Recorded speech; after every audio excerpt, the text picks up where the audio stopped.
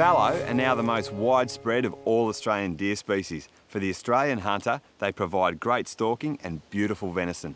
Now, depending on your state and your seasons, you can pretty much hunt fallow for most months of the year, but late March brings on the rut, and the bucks start to vocalise with their characteristic grunting. And for anyone chasing a trophy buck, this is the time of year to get out there. Morgan, it's been 2 years since we last caught up, but what a hunt that was. Yeah, it was a tough hunt. We're out in the flats during the winter time, and fortunately we bagged a beautiful buck, but now it's April, it's a lot drier, the deer are vocalising and they're in the scrub, and it's my favourite time to be in the bush. Well, we're into it, stalking these beautiful limestone ridges and mixing it up right here in the Mallee scrub, hunting South Australian fallow bucks in the rut. Joining me on this hunt was my good mate Andrew Koskalecki, better known as Cozzy. We'd taken with us 2 Arctic Cat quads to help us get around the property, and after hauling for 8 hours into the darkness, we finally made the South Australian border. Morgan's shed was our camp for the night, and hanging from the walls was plenty of inspiration for a super early start.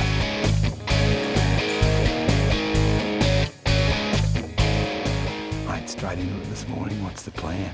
Yeah, well, We've just heard one, we should pick that up, which is good. Yep. So they are going. They're not going very hard, but we're just going to go down to the right here a few hundred metres. Just go sit down there and watch a few come in. There is a big buck working this area. Been getting him in the scrub on my trail cameras here. He just works this area. So hopefully, a bit of a sandy ridge going through here. It is sandy ridge, mallee knobs along here, lots of thick mallee scrub. That's why he loves the area. Yeah. Plenty of places to hide, and hopefully he makes a bit of noise. Yeah, we've got about 10-15 minutes till it gets shooting light, so we'll get over there and get into position.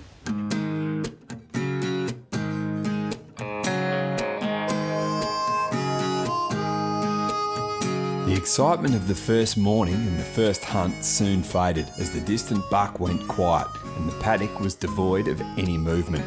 As the light got stronger, we sat and waited, but after 45 minutes of nothing, we decided to move over the next sandy ridge. Along the paddock edge, there was plenty of sign, and it was clear the deer were regularly moving through. We thought that maybe, given the overcast morning, they might be moving later, so headed out into the paddock, and in the open country, we found our first mob of fallow. Andrew just spotted our first buck for the morning. Bedded up on that little sandy ridge behind me. He's got a couple of does there, just up to his left. He scratched out a little scrape, but he's bedded down. Yeah, so this buck, he's just a young buck. You can see he's got beautiful brows, trays. He's got some lovely palms. This is just his first head. If we can, if he can survive this year, in a few more years, he'll be an absolute stonker. Absolute, yeah. We just got to get him out of the paddock and into the scrub a bit more. Might get shot there.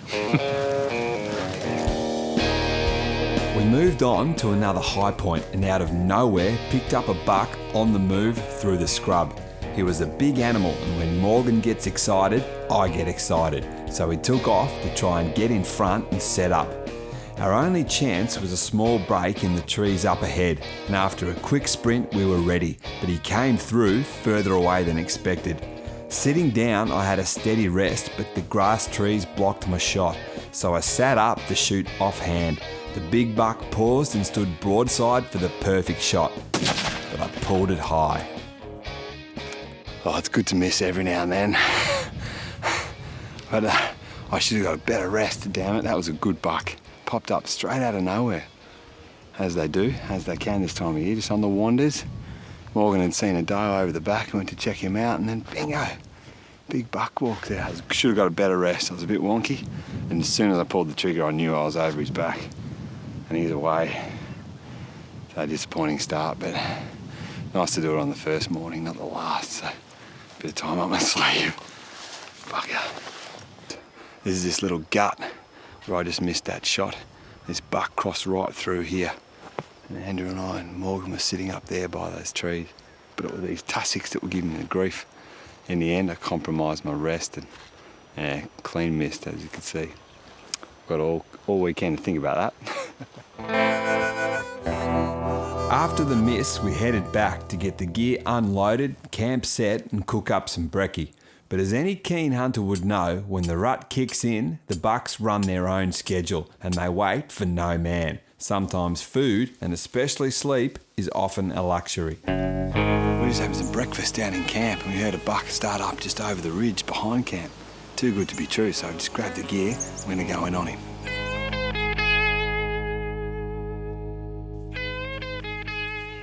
This buck's a couple of 100 metres ahead of us here, and this sandy ridge is getting thicker and tighter. So a classic spot for him to be working. We just found this scrape here. That's what they do when they're rutting like this. Scrape it all up, rub their antlers, usually have an overhanging branch, take a leak in their scrape. It's a really good sign up ahead there first too.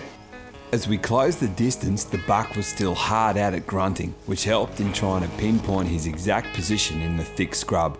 The longer we waited, the less chance we had, so it was now time to plan the approach. Probably only 40 metres just up here.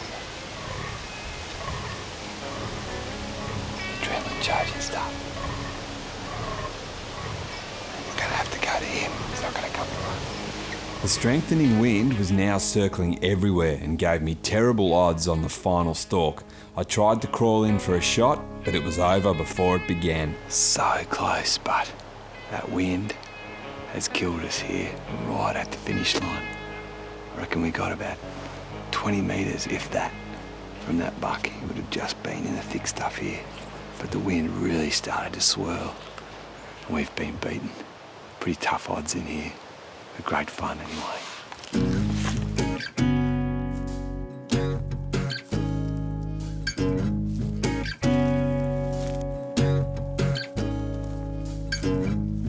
By late afternoon, it was time to get out again, and we hoped that the wind would drop off by evening.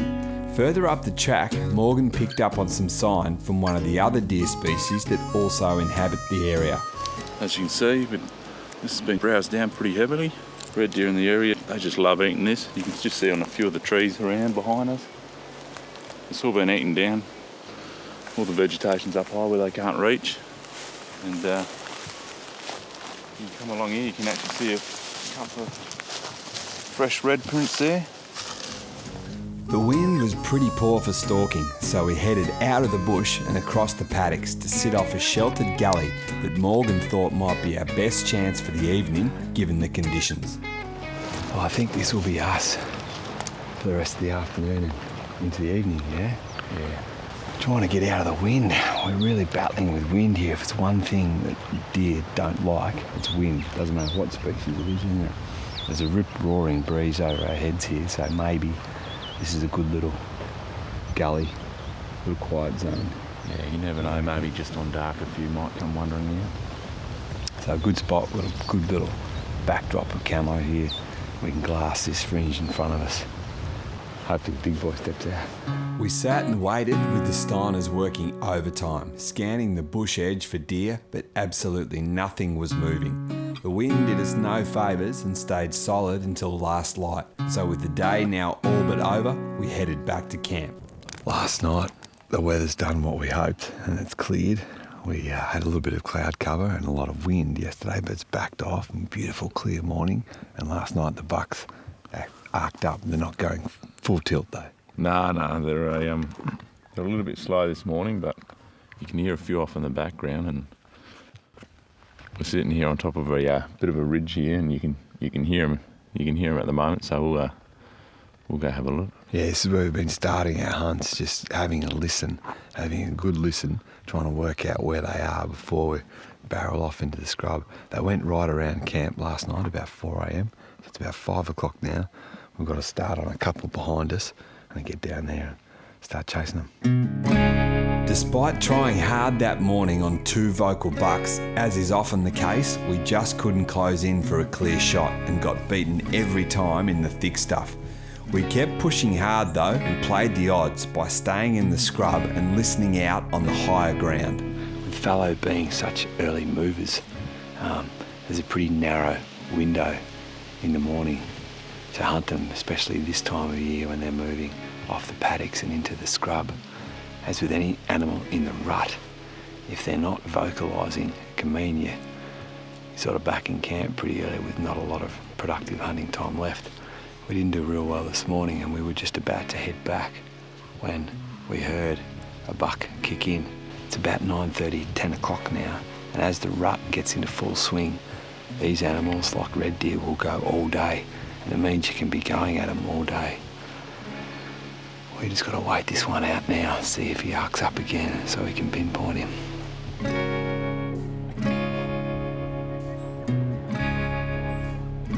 Righto, this buck's straight in here. He's in the thickest, junkiest patch of rubbish ever. The odds on this are basically zero, but it's worth a try. Fix bayonets and get hand grenades ready and we're heading.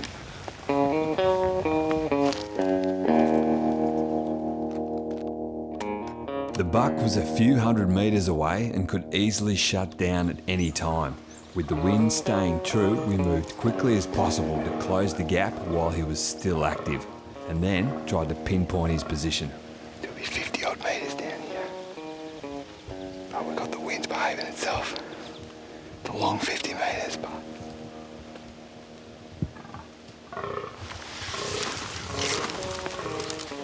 The scrub was a nightmare to get through and was noisy as hell, so we only moved when the buck was grunting.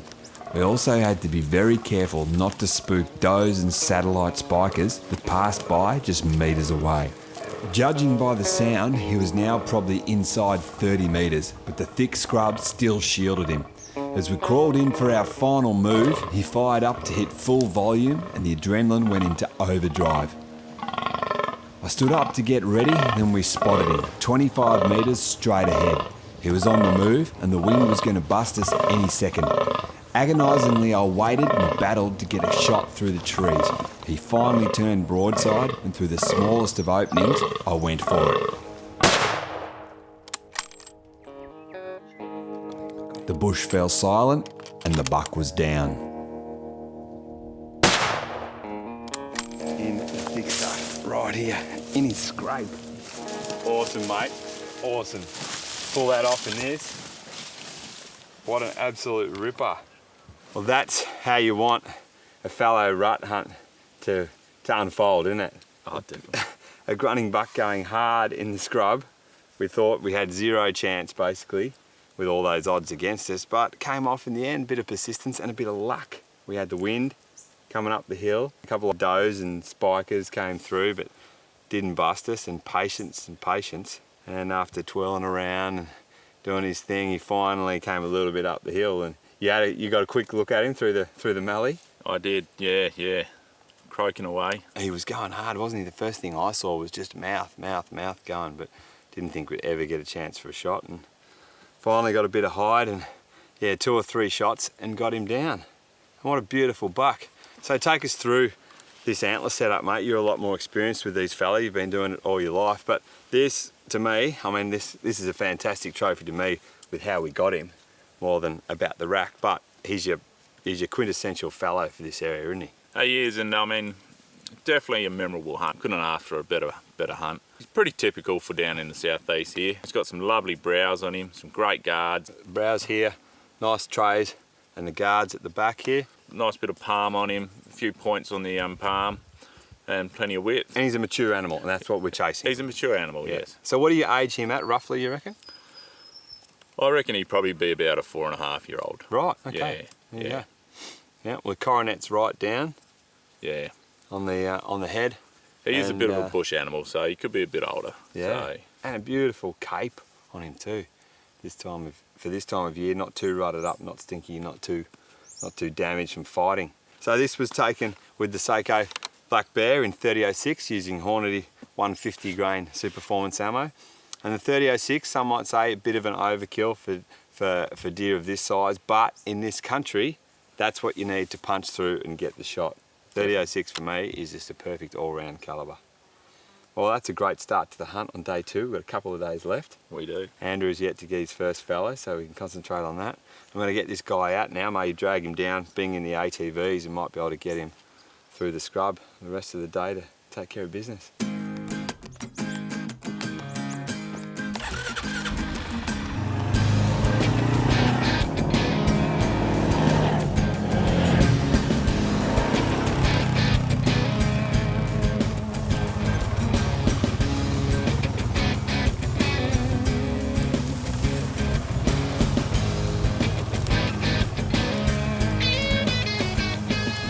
Using an old overgrown snig track, we were able to get in with the quads and recover the whole buck and get him back to camp.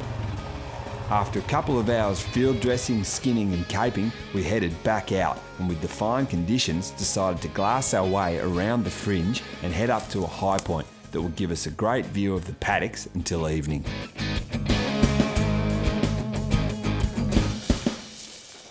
This is one of Morgan's favourite glassing spots where we spend a lot of time.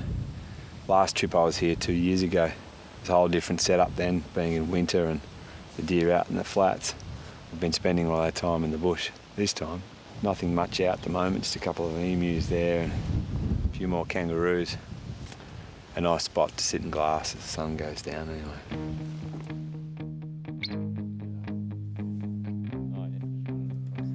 As the light dropped, we picked up on a few does feeding out on the paddock edges, but for now, it looked like the bucks were staying in the scrub.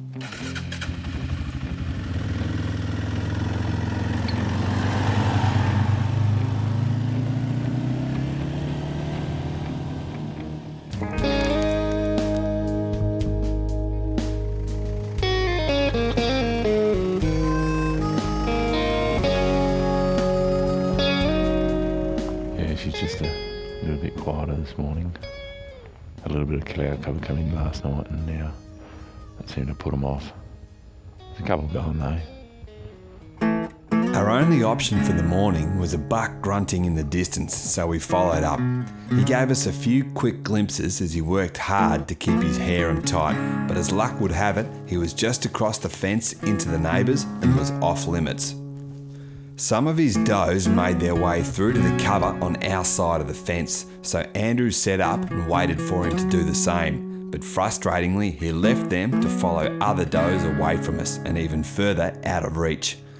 We stayed on him in cover as he moved to keep up with the does, which Morgan had now figured were heading for another known crossing point into our block. There was a slim chance if we could just beat him there, and the chase was on.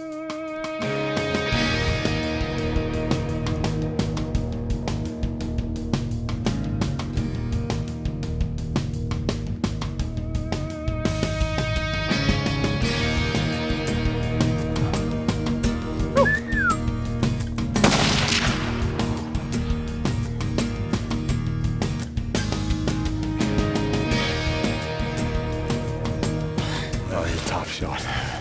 That was tough. There's a fair old chase. Oh yeah. Absolutely punched in, Mate, dug deep. That would have God been. know how far. That would have been the shot of the year if you got that puffing and panting. But, At least you clean missed him. We won all on misses. Yeah.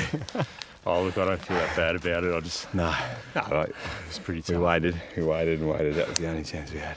Yeah. But at the shot, an even bigger buck busted out and still into the neighbours. We need a 5-minute breather. Yeah. We laughed off the miss, and after lunch we were keener than ever to get back out for another chance.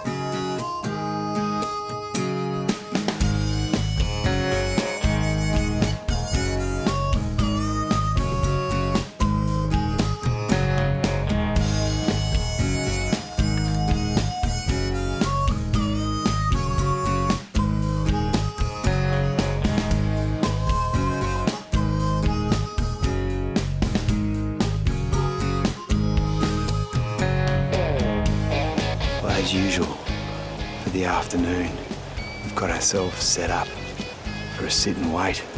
This country's been predominantly open or really thick, so it hasn't been suited to getting the bow out. But after checking the trail camera here this morning on this little clearing, Morgan's seen a heap of deer and a number of really good bucks coming through. So this little clearing is an ideal spot to set up with the bow. We've also got the rifle though, just in case. This will be us for the next few hours until sunset. Hoping something's going to come past.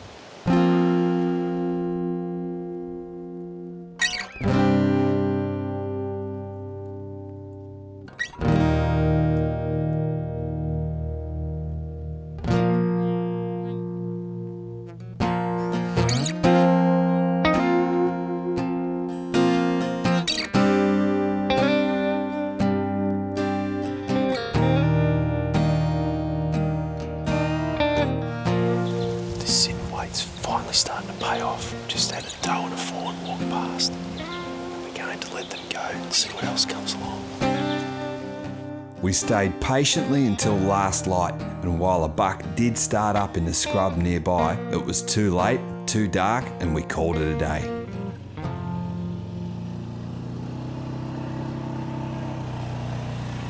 It's our last morning this morning. We've been going a bit earlier, probably out of camp about 4:30. And in the rut, these cold, frosty mornings really get the bucks going. And we've got two here. Probably got one which is a buck from yesterday. Another one, but a really good start. Cold, frosty start, but an exciting one. In the pre-dawn light, we identified the buck as the same one we'd missed yesterday, but he'd smartened up, went silent and disappeared as soon as we approached. As the morning sun hit the horizon, we relocated back into the scrub for a last roll of the dice on another vocal animal, but the rising heat quickly shut things down. Mate, so close this morning, Andrew, but I think we're just out of luck. Mate, we missed that opportunity. We saw him just before light, and then now, unfortunately, they've stopped moving, the sun's up, and now we're out of time. Well, Morgan, thanks for having us over. Andrew and I have had a great weekend. I do want to point out that Morgan's been very unselfish this trip, and he's left his rifle at home. I know how much you love to hunt this time of the year. You've had a pretty solid session of a couple of weeks of hunting leading up to this and got a couple of good bucks under your belt, but it's very admirable of you to leave your rifle at home and just take us around. So I think we've been lucky. The bucks have done their thing. Yeah, it's been a good weekend. Bucks were pretty vocal. Starting to quieten down a bit now, so it's probably a good time to finish up. And yeah, hopefully we can catch up again sometime soon. Maybe over your way. Yeah, for sure.